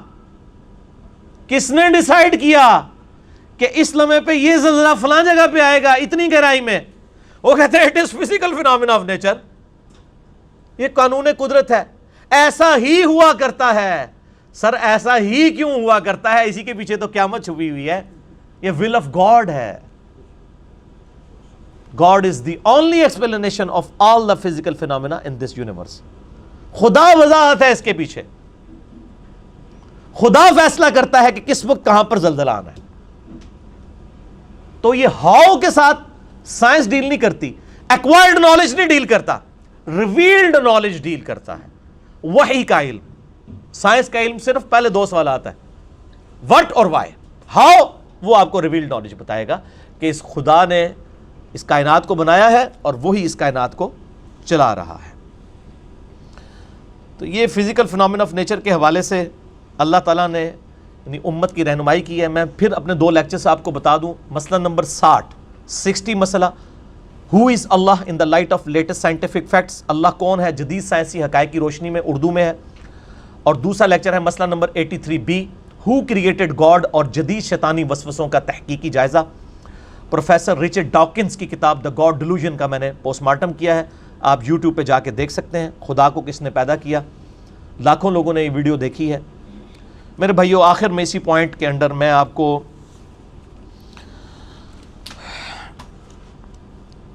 مستقبل کے لیے مسلمانوں کے حوالے سے ایسی چیزیں سجیسٹ کر دوں کہ جب کبھی بھی قرآن حکیم پر جدید سائنس کے حوالے سے کوئی اٹیک کر رہا ہو تو آپ کو بات سمجھنا آسان ہو. ہم نے بنیادی ڈاکٹرائن کلیئر کر دی آج کی ویڈیو میں.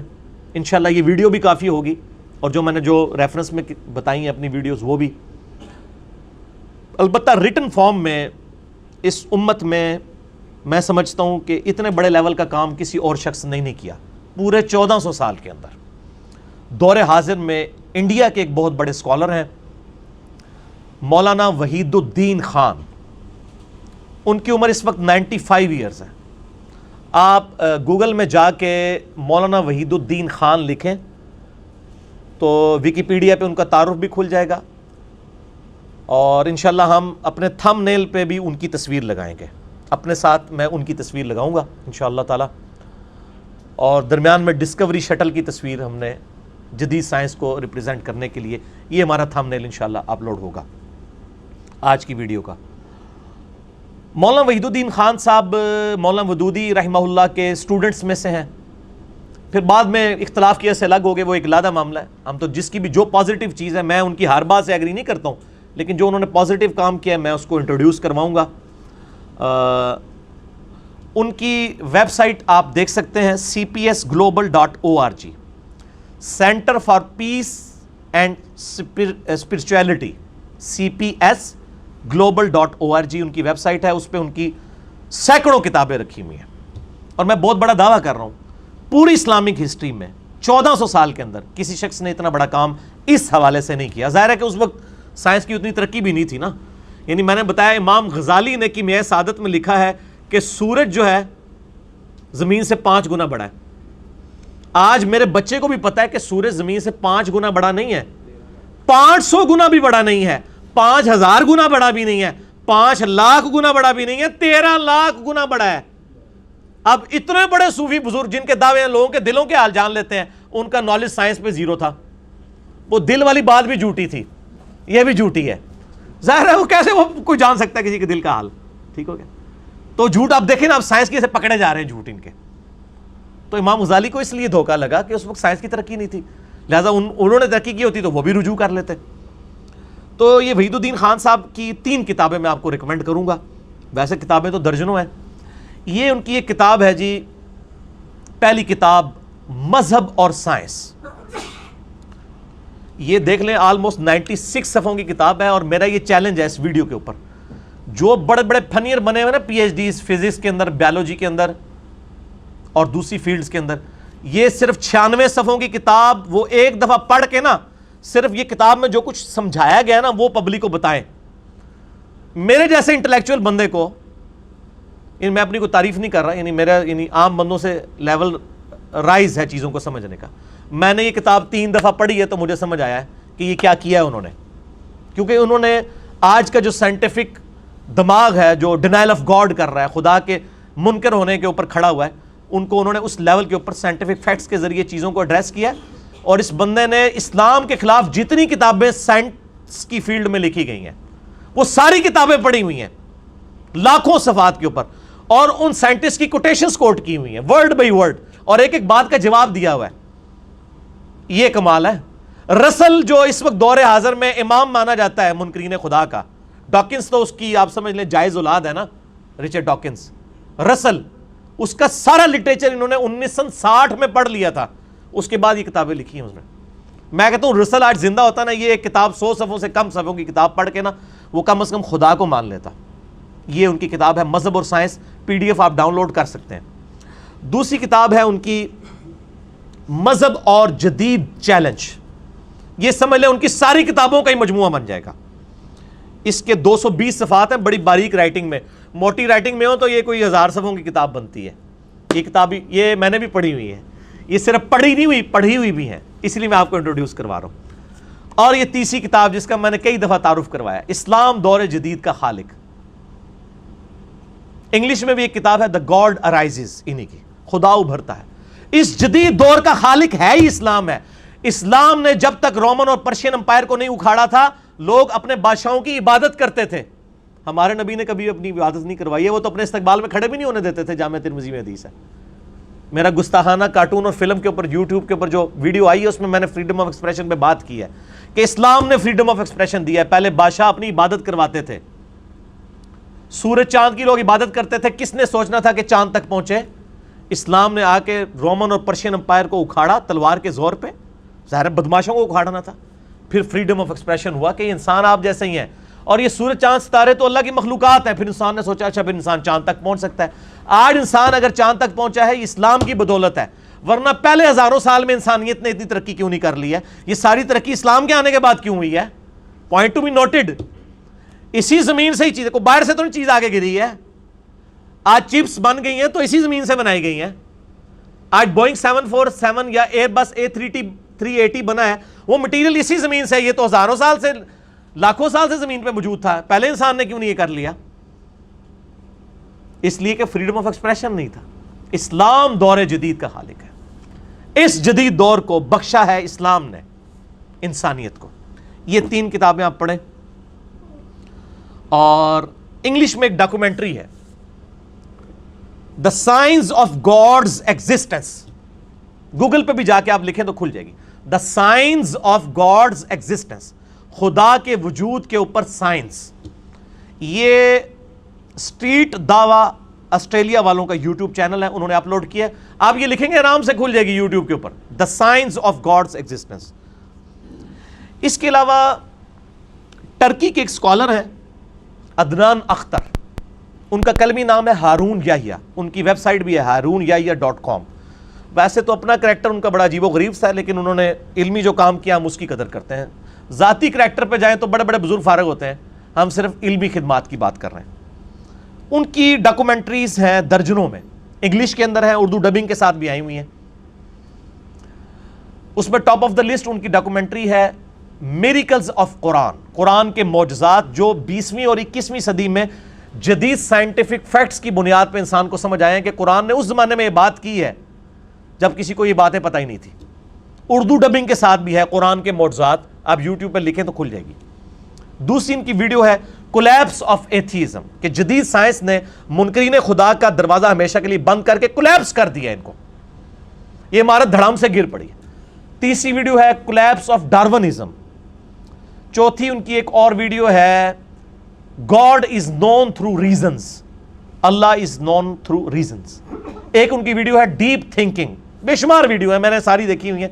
40 سے زیادہ ویڈیوز ہیں اور اسی پہ ان کی کتابیں بھی انگلش میں ہیں، ٹرکش میں بھی ہیں، انگلش میں بھی ہیں، اور اردو ڈبنگ کے ساتھ بھی کچھ ویڈیوز ان کی آئی ہوئی ہیں، وہ آپ دیکھیں۔ اب آخری گزارش میری طرف سے اسی علمی پوائنٹ نمبر 5 میں، آج 30 ستمبر 2018 بمطابق 19 محرم الحرام 1440 ہجری میں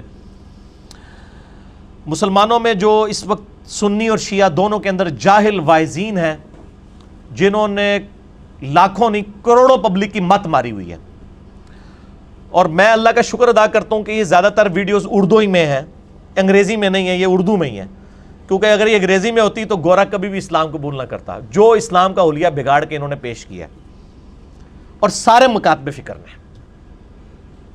یہ پچھلے دنوں ایک شیعہ کا کوئی وائز تھا، اس نے ویڈیو اپلوڈ کی ہے کہ جی نیپال کے اندر جو ماتم کرنے والے لوگ ہیں وہ مرنے کے بعد دوبارہ زندہ ہو جاتے ہیں۔ او اللہ کو ڈر جاؤ، کو گورا آ گیا نا تے تہاڈا سارا جھوٹ پکڑ لے گا۔ کس قسم کی آپ ویڈیوز اپلوڈ کر رہے ہیں؟ اسی طریقے سے آپ دیوبند کے بزرگوں کی کتابیں اٹھا کے دیکھیں، وہ کہتے ہیں جی اشرف علی تھانوی صاحب مرنے کے بعد 6 سال کے بعد زندہ ہوئے، قبر سے باہر نکلے، دیوبند میں 2 مولویوں کی صلح کروا کے پھر قبر کے اندر چلے گئے۔ وہ آ جانا کسی گورے نے انہوں نے کہنا ہوں سارے کڈو اسی انہیں کلمہ پڑھنے ہیں۔ اور قرآن پاک میں سورہ انبیاء کی آیت نمبر 95 ہے، حرام ہے جو مر چکا دوبارہ دنیا میں واپس آئے۔ حضرت عیسیٰ علیہ السلام نے بھی جو مردے زندہ کیے وہ دنیا میں واپس نہیں آتے تھے، صرف قبر سے نکل کے ان کے نبی ہونے کی گواہی دیتے تھے، دوبارہ قبر میں چلے جاتے تھے، چلتے پھرتے کوئی نہیں تھے، بس وہ ایک ہی معجزہ ہے۔ سورۃ الانبیاء کے سٹارٹ میں ہے کہ جب کافروں نے ڈیمانڈ کیا کہ محمد صلی اللہ علیہ وآلہ وسلم بھی یہ معجزہ دکھائیں، اللہ نے کہا نہیں، نبی کا معجزہ قرآن ہے، ہمارے نبی علیہ السلام کو یہ معجزہ نہیں دیا گیا۔ اور آپ کہتے ہیں شیخ عبد القادر جیلانی نے اتنے مردے زندہ کر دیے۔ سر اب کریں نا، میڈیا والوں کو بلاتے ہیں، سب کچھ جھوٹ آپ کے سامنے آ جائے گا۔ اسی طریقے سے بریلوی مکتب فکر کے علماء نے یہ چیز پبلک کی، جی ممتاز قادری صاحب پولیس وین میں دوبارہ سے زندہ ہو گئے تھے، پھر دوبارہ لیٹ گئے۔ او خدا دا نہ آ جائے یار، کوڑ مارنا بند کرو، خدا دا نہ آ جائے۔ اس کو وین سے باہر نکالتے سارے کلمہ پڑھ لیتے، کافر بھی، سب جھوٹ ہے، ایسا نہیں ہوتا۔ اور اہل حدیث کو میں بینیفٹ دوں گا اس حوالے سے، یعنی وہ کم از کم اس قسم کی اوٹ پٹانگ باتیں نہیں کرتے، اگرچہ انہوں نے بھی کچھ بلنڈر کیے ہوئے ہیں۔ ایک کرامات اہل حدیث نامی ایک بڑی بےہودہ سی کتاب ہے ان کی، وہ ہم نے جب اس کو انٹروڈیوس کرایا تو اب اہل حدیث نے وہ کتاب چھاپنی بند کر دی۔ اب ویسے مل جاتی ہے آپ کو، عجیب اوٹ پٹانگ قصے کہانیاں اس کے اندر بھی اس قسم کی لکھی ہوئی ہیں، تو میں دیکھ لیں، میں نے بریلوی، دیوبندی، اہل حدیث، شیعہ کی سب کی چیزیں ہائی لائٹ اس حوالے سے کر دی ہیں۔ ہماری کسی کے ساتھ کوئی رشتہ داری نہیں، نہ کوئی دشمنی، ہم سب کو مسلمان سمجھتے ہیں، لیکن ہماری ایک چھوٹی سی مجبوری ہے، کیا؟ نہ میں وہابی، نہ میں بابی، میں ہوں مسلم علمی کتابی، نہ میں سو کالڈ وہابیوں کو علمی بات کرے اسے وہابی کہہ دیتے ہیں، اور نہ میں بابوں کا دفاع کرنے والا بابی ہوں، یہ بابی ٹرم میں نے ڈیوائز کی ہے وہابی کے اگینسٹ۔